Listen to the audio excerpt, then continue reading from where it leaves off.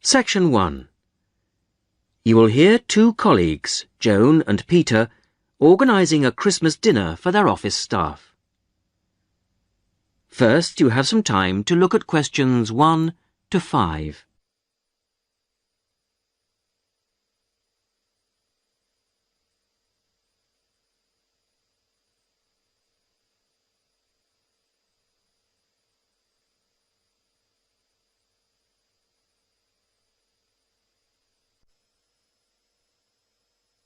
You will see that there is an example which has been done for you.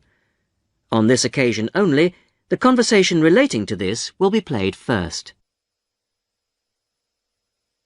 Right. Let's try and get it sorted out today, so we don't have it hanging over us, OK?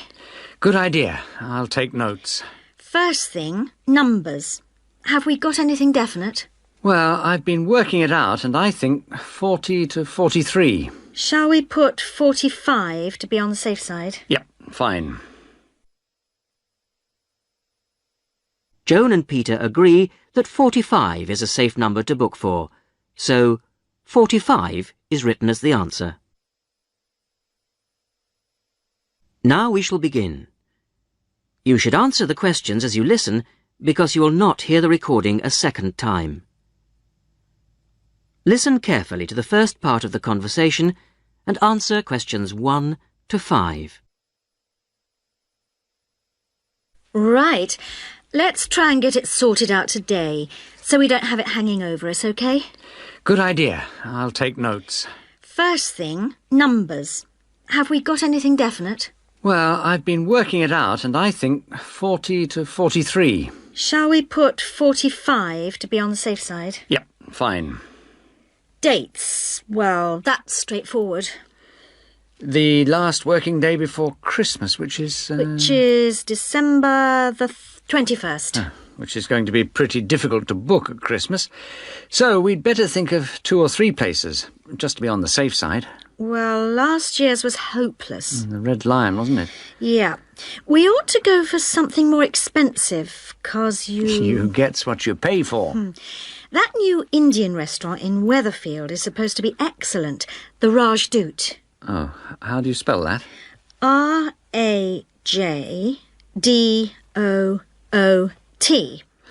And it's bound to be packed. Well, let's put that down as the first choice and have some backups. What about the Parkview Hotel as a second choice? Yes, that's always reliable. Parkview Hotel. And the London Arms, in case. London Arms. I'll call them now if you want. No, I'll do it, Joan. You're really busy.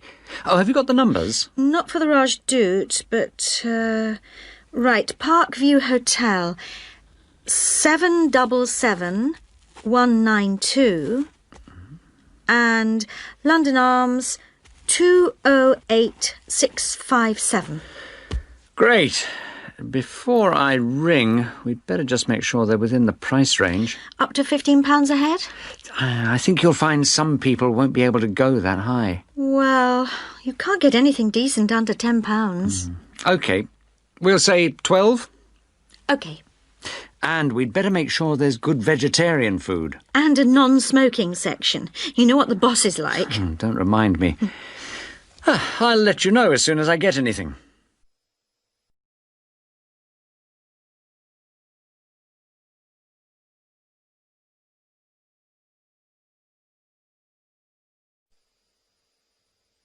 Before you hear the rest of the conversation, you have some time to look at questions 6 to 10.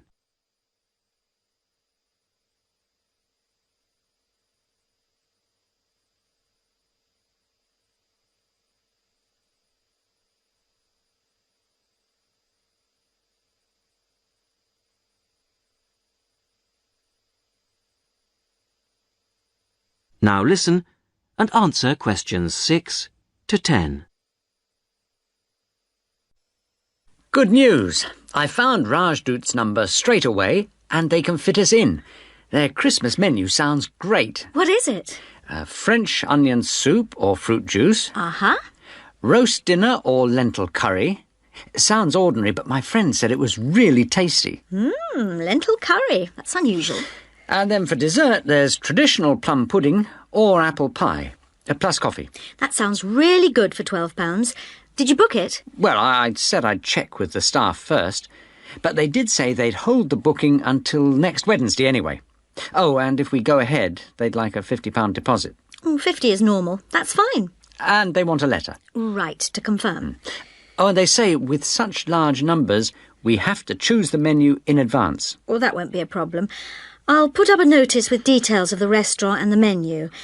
When did you say they wanted confirmation by? It was, let's see. The 4th of November. Where do you think I should put up the notice? Where everyone's guaranteed to see it? On the cafe notice board, I should think. Hardly anyone looks at that. Well, the newsletter's probably your best bet. Good idea. I'll go and do that now.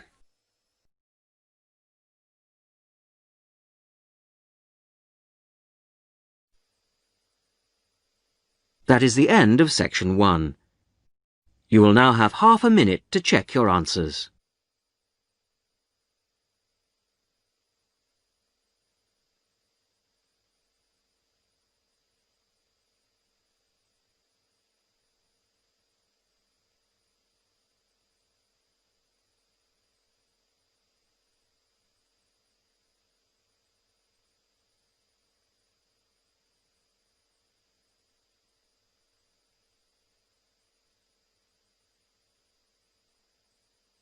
Now turn to section 2.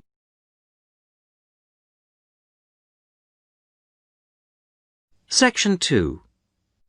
You will hear a college tutor asking Julie Brooks, director of a college sports centre, to talk to a group of students about the centre. First, you have some time to look at questions 11 to 16.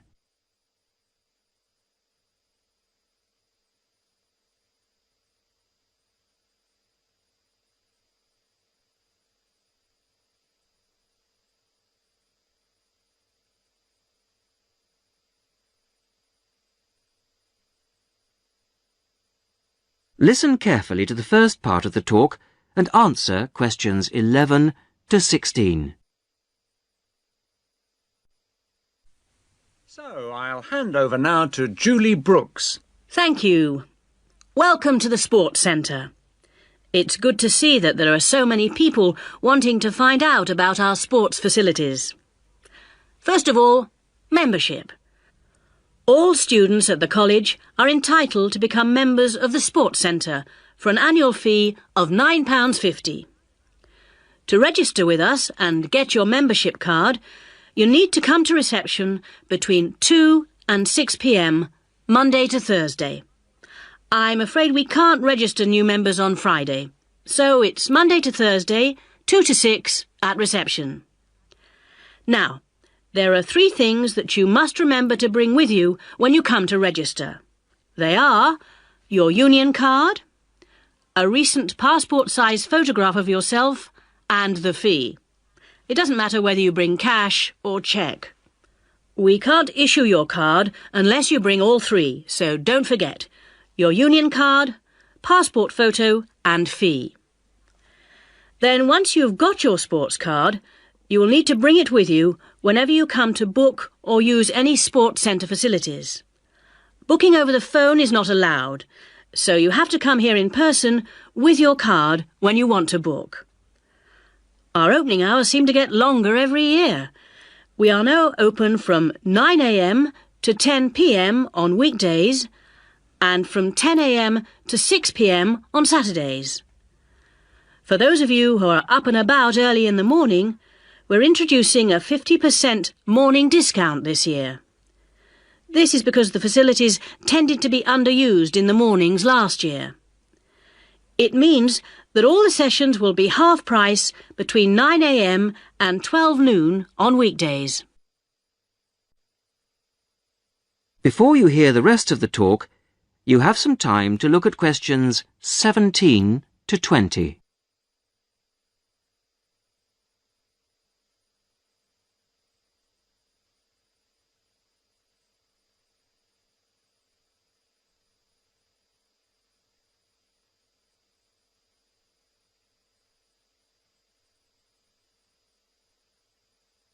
Now listen and answer questions 17 to 20.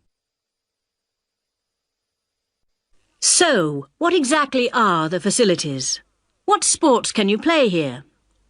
Well, this room we're in at the moment is called the main hall, and it's used mainly for team sports such as football, volleyball and basketball, but also for badminton and aerobics.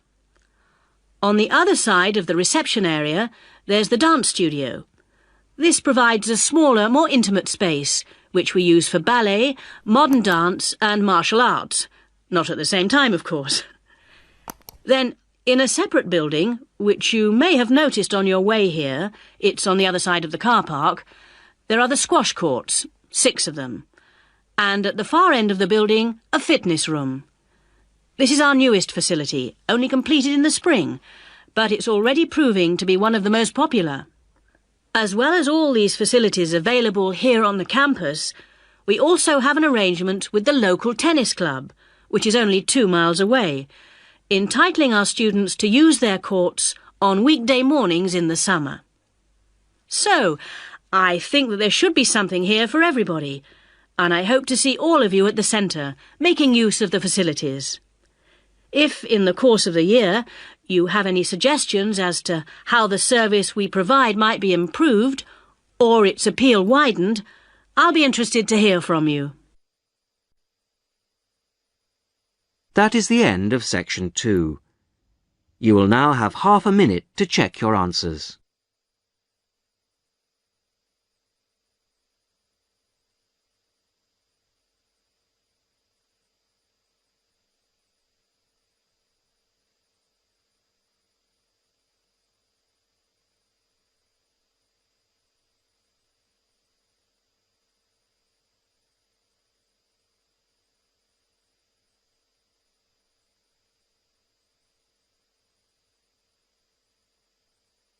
Now turn to section 3.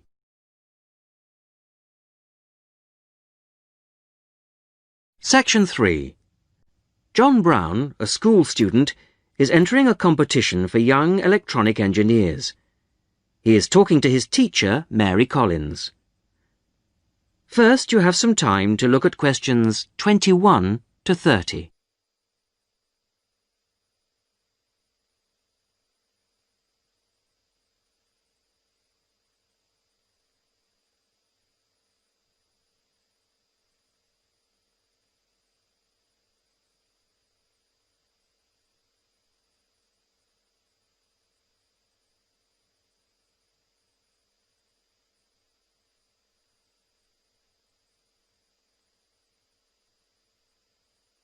Now listen and answer questions 21 to 30.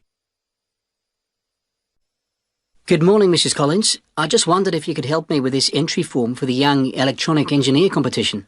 Hello, John. Oh, you've made the jigsaw for blind children with the bleeper.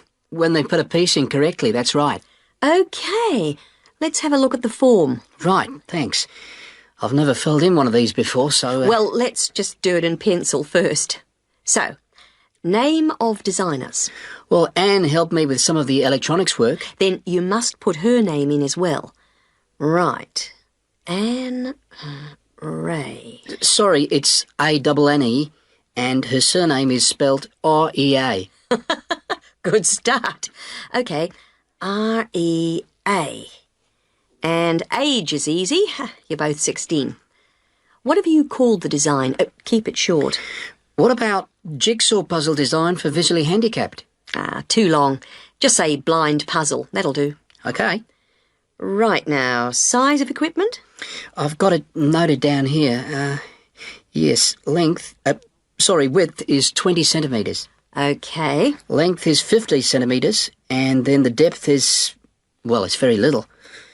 What would you say? I think you can be approximate. I'd say 2.5 centimetres. And the electricity supply? Is it mains operated? No, it isn't. It's actually battery. OK, right, battery. Fine. OK, it's the next bit that I'm really not sure what to put.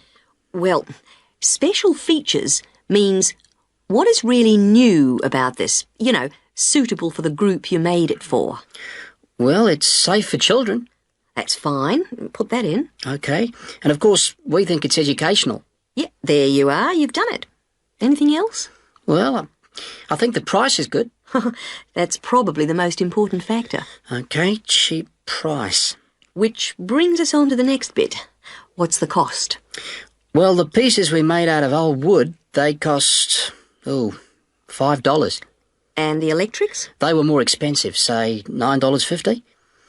Brilliant. Now, what do they mean by other comments? It's just a chance for you to say anything about the equipment and problems you envisage. Well, we'd really like help with making plastic instead of wooden pieces. Well, put something like, need help to make plastic pieces. OK. And the other thing is, we'd like to develop a range of sizes. Well, that's fine then. Just put that. And the last bit is, when will you send the equipment? Well, we've got a lot of work on at the moment, and we want to get it as good as we can. Well, say 25th of June? Can't we make it later? Well, the last date is the 1st of July. Why not say that? OK, that's what I'll put. So, that's the lot. That's brilliant. Thanks very much, Mrs. Collins. I'll send it off straight away. Glad to be of help. Very best of luck to you both. Thanks. Bye. Bye.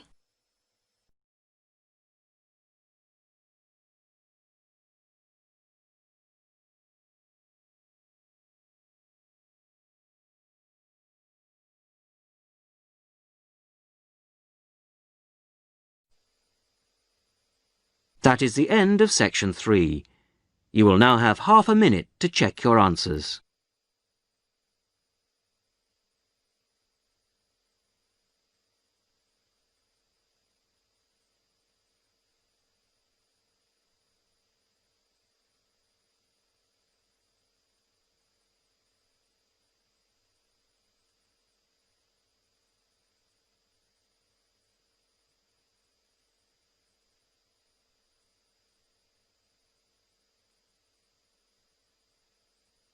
Now turn to section 4.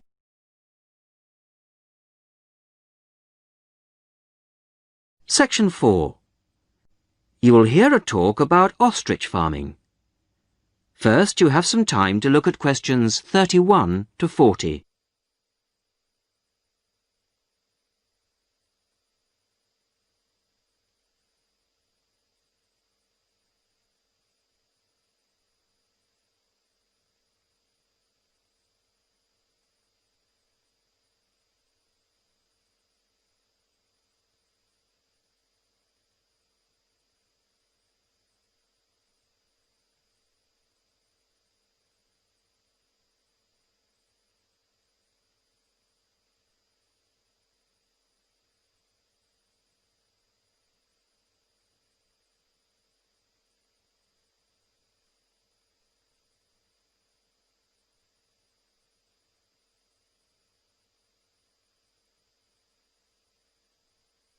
Listen carefully to the talk and answer questions 31 to 40. Today, I'd like to introduce Ted Hunter, who used to rear sheep and poultry, but who is here to tell us about a rather unusual type of livestock that he's been concentrating on in the last few years. Ted Hunter is a member of the Domesticated Ostrich Farming Association and is here to tell us about the possibilities of breeding and rearing these birds in this country. Thank you, Paula. When you look at international restaurant menus and supermarkets, they all tend to feature the same range of meats: beef, lamb, chicken, pork, that sort of thing. But people are always interested in something different.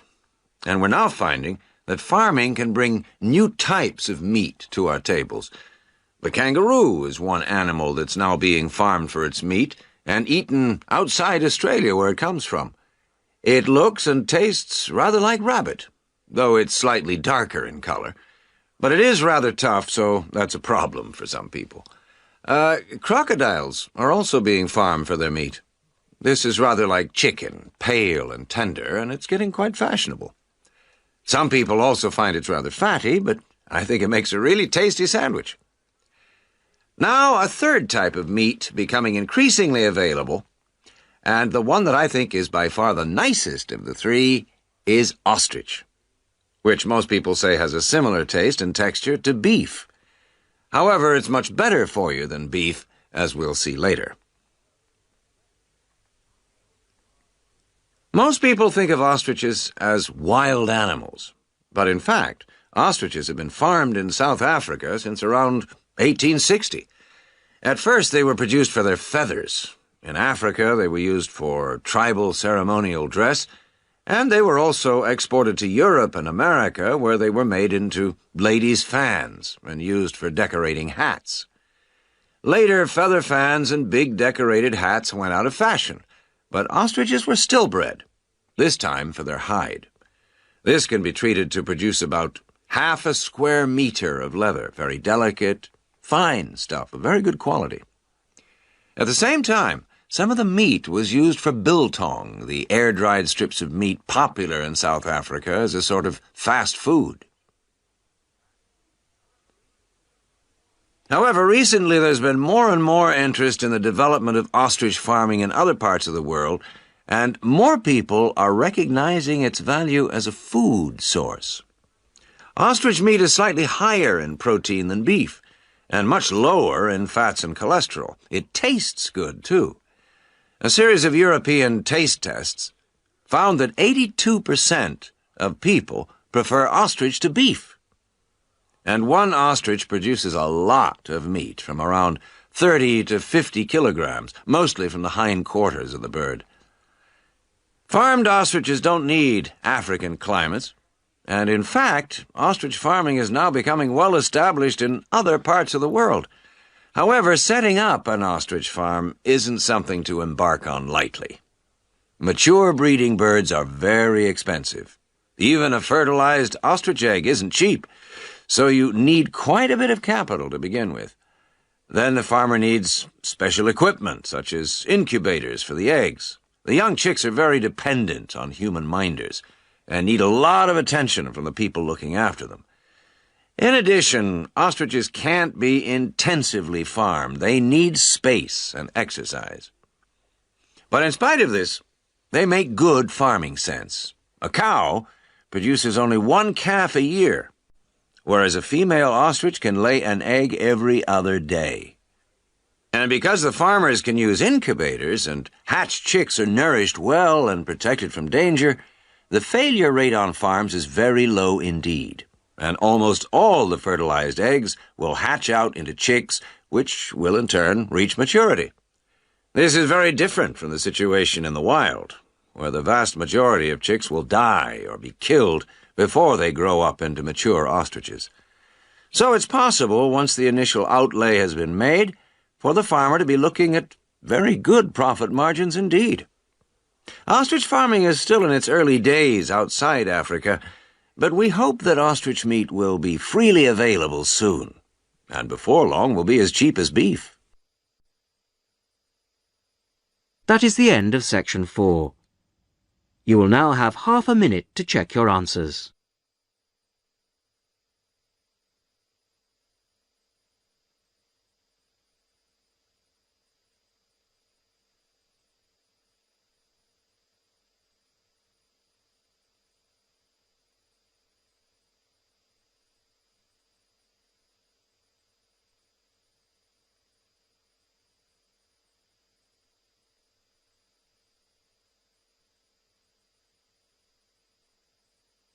That is the end of the listening test.